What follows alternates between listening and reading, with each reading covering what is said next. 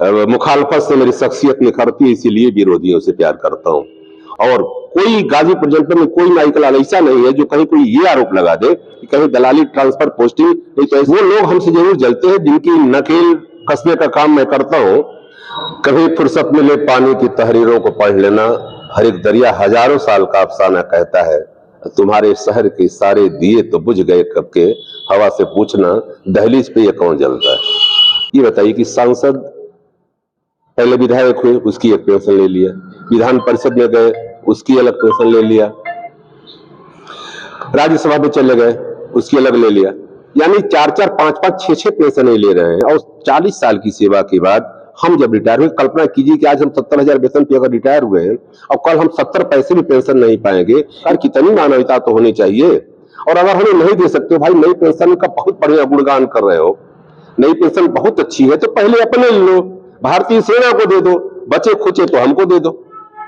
गाजीपुर जनपद में जिसने कर्मचारियों की आवाज को बुलंद किया, गाजीपुर की बड़ी शख्सियत के रूप में जाने जाते हैं अंबिका दुबे जी के साथ एक खास मुलाकात। सर, हमारे चैनल में आपका बहुत बहुत स्वागत। बहुत बहुत धन्यवाद आप लोगों का। कर्मचारियों की शोषण की बात होती है, कर्मचारियों की वेतन की बात होती है, हर जगह अंबिका दुबे जी का नाम आता है। रिटायरमेंट हो गए फिर भी ये निस्वार्थ सेवा आज भी जारी है।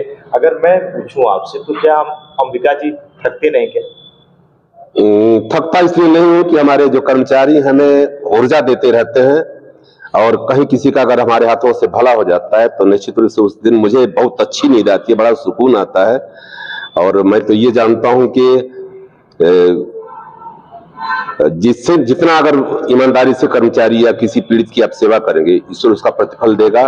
और भाग्यशाली हूं कि कर्मचारी शिक्षक समाज की ईमानदारी से, निष्ठा से हमने सेवा किया है, तो उसका पूरा सुख हमारे परिवार को, बच्चों को मिल रहा है, और समाज में लोग बड़ी इज्जत की नजर से देखते हैं। अगर आज मैं आपसे पूछूं अंबिका जी, जिस मुकाम पर है, जब आपने नौकरी ज्वाइन किया वहां से लेके अब तक का जो कारवां है, अगर मैं आपसे पूछूं, कभी नौकरी में भी हम एक तरह से संघर्ष करके ही नौकरी पाए। गांव में उस समय वांट निकला कि गांव का व्यक्ति की गांव के नौकरी पे रखा जाएगा, लेकिन कूटनीतिक ढंग से दूसरे गांव के लोगों ने हमारे गांव की नागरिकता प्रधान से लिखवा लिया और उनकी नियुक्ति हो गई। वहीं से हम अपनी आवाज मुखर किए और लड़ते इतना संघर्ष हम लोगों ने किया कि हमको नियुक्त करने के लिए उस समय पार्ट टाइम टेबल ऑपरेटर की वैकेंसी थी। 150 रुपए मानदेय मिलता था, 150 रुपए के मानदेय थे। और हम लोगों, जब हमारी नियुक्ति हो गई, इसके बाद नियुक्ति में अधिकारियों ने बहुत सारा खेल किया, लेकिन लड़ते भिड़ते 150 हमारी नियुक्ति हमको रखने के लिए नया ट्यूबवेल गांव में लगाया गया। और इसके बाद जब हमारी नियुक्ति हो गई तो पहला वेतन हमें 200 रुपया मिला, फिर 299, फिर 550 के बाद हम लोगों ने हाई कोर्ट में समान कार्य का समान वेतन की याचिका दायर की और 18/9/92 को अंतरिम आदेश पारित हुआ। उस समय 950 की स्केल थी और हमें नियमित का वेतन 18,594 से मिला। अब चूंकि संघर्ष करके हम पैदा हुए थे, संघर्ष करके हमने कर्मचारियों की राजनीति की थी। हम न कहीं मृतक आश्रित में आए थे, न कहीं स्थायी लैब सेटअप करके हम आए थे, इसलिए संघर्ष हमारे खून में हो गया है। कहीं किसी कर्मचारी की पीड़ा, कोई वेदना कहीं भी दिखाई देती है, वो बताए चाहे ना बताए, अखबार की किसी कोने में भी अगर देख लेता हूं तो उसकी वेदना को दूर करने का प्रयास करता हूं। उसमें कुछ लोगों के कारण एक तरह से बदनामी भी, मतलब बदनामी करने का उनको प्रयास किया जाता है, लेकिन उसकी हमें कोई चिंता नहीं है।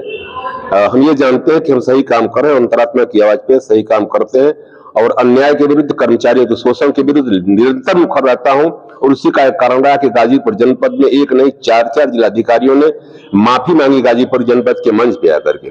पहला उदाहरण हमारे नेता थे स्वर्गीय DN सिंह, उनको फर्जी मुकदमे में शराब दिखा करके बंद कर दिया गया, FIR करा दी गई और रात को 9 बजे हमने DM का आवास घेरा। किस सन की बात है? ये सितंबर 14 की बात है, सितंबर 14 की बात है। सितंबर 14 चंद्रपाल सिंह उस समय DM हुआ करते थे। हमारे नेता पर जब FIR हुई फर्जी शराब को दिखा करके, तो रात को 8 बजे से 9 के बीच में हमने जिलाधिकारी का आवास घेरा। और प्रदेश का यह पहला, प्रदेश का, हिंदुस्तान का पहला हुआ कि किसी कर्मचारी संगठन ने जिलाधिकारी का आवास घेरा हम लोगों ने। उसका परिणाम ये रहा कि अगले दिन FIR वापस हुई, GD बदली गई, ये शायद प्रदेश के इतिहास में बहुत कम देखने को मिलेगा। ये हुआ। दूसरी घटना हुई, इसके बाद नरेंद्र पटेल हमारे यहाँ गाजीपुर DM है, उन्होंने एक कर्मचारी रिपुंजय सिंह को जिला पंचायत की काउंटिंग जो शहजाद डिग्री कॉलेज में हो रही थी, कर्मचारी विलंब से पहुंचा, उसको थप्पड़ मार के कोतवाली में हिरासत में बैठा दिए। जैसे हमें सूचना मिली, सैकड़ों कर्मचारियों के साथ हम कोतवाली पहुंचे और कर्मचारी को सम्मान पूर्वक छुड़ा करके हम लेकर के आए। तीसरी घटना, कोषागार में कर्मचारी अरविंद श्रीवास्तव को तत्कालीन जिलाधिकारी प्रभुवेंद्र सिंह अवैध तरीके से कुछ गतिविधियों में आरोप पर कोतवाली बैठा दिए। उस कर्मचारी को भी पूरे जाल से बंद करवा के हम लोग लेके आए। चौथी घटना, श्री संजय खत्री 2017 के विधानसभा के चुनाव में, विधानसभा का जब चुनाव रहा था उस समय संजय खत्री DM थे और PWD के तत्कालीन एक्शन को उन्होंने गहमर थाने में बैठा दिया। उसकी मोबाइल तक ले ली, अमानवीय व्यवहार उसके साथ किया उन्होंने। जैसे हम लोगों को सुबह सूचना मिली, तुरंत पहुंचे और पहुंच करके हम लोगों ने जनपद बंद करवा दिया। अगले दिन तत्कालीन DIG रमेश नितिन गोकर्ण, कमिश्नर उस समय तत्कालीन SP सुभाष चंद्र दुबे जी यहाँ पे थे। 1.5 घंटे से 2 घंटे तक डाक बंगले में पंचायत हुई और संजय खत्री तत्कालीन DM, उन्होंने हाथ जोड़ के कहा कि दुबे जी सारी बोलता हूं, मुझसे गलती हो गई।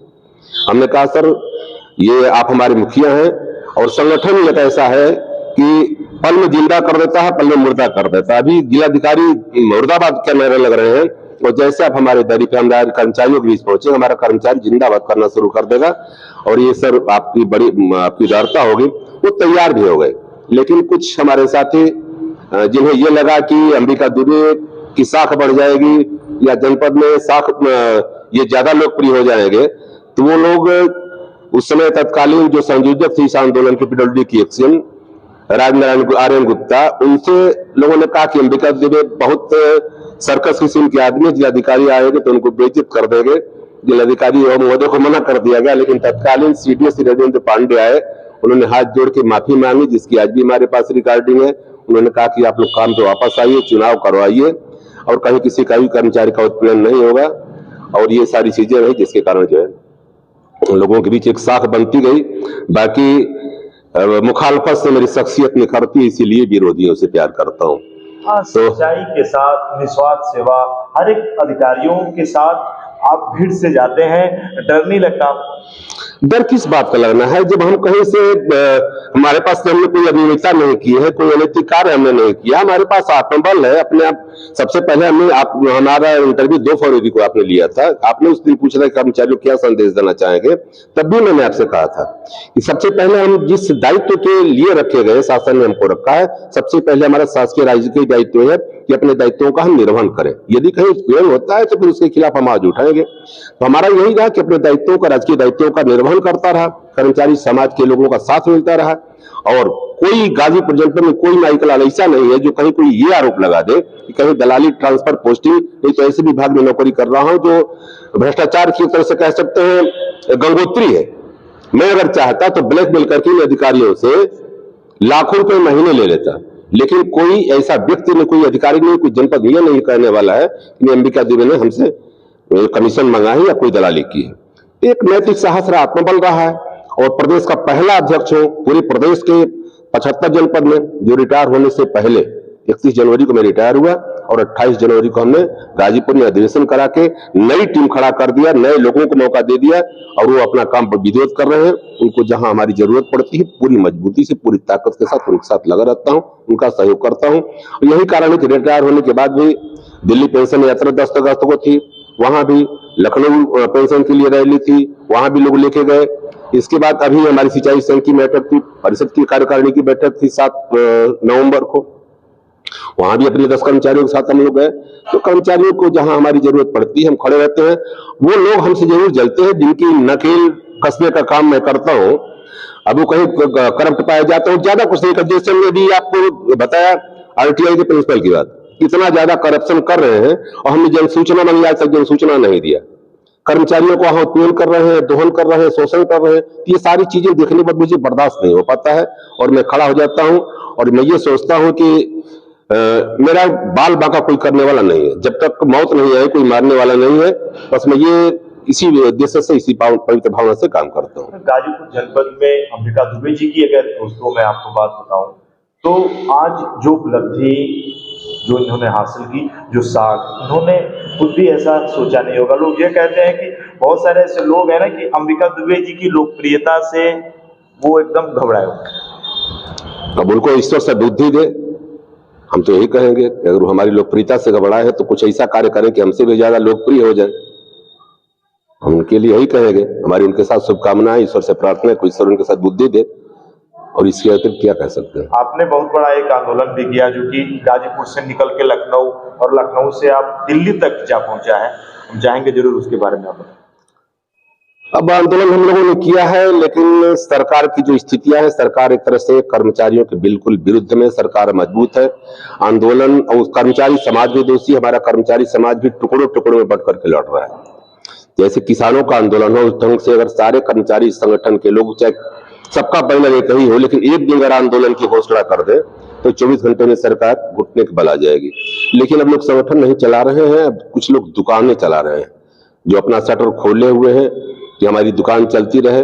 कर्मचारियों की भावना नहीं है। जिस दिन कर्मचारी शिक्षक समाज एकजुट होकर के सारी मांगों को एक प्लेटफॉर्म पे एक दिन में करना शुरू कर देगा तो सफलता निश्चित मिलेंगी।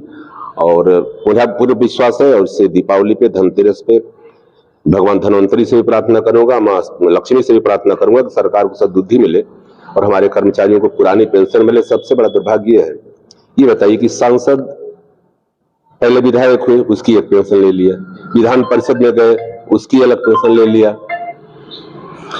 राज्यसभा में चले गए, उसकी अलग ले लिया। यानी 4-4, 5-5, 6-6 पेंशन ले रहे हैं। और 40 साल की सेवा के बाद हम जब रिटायर हुए, कल्पना कीजिए कि आज हम 70,000 वेतन पे अगर रिटायर हुए हैं और कल हम 70 पैसे भी पेंशन नहीं पाएंगे, एक हमने अपने मेंटेन किया हुआ पूरा समाज, फिर हमारा क्या होगा?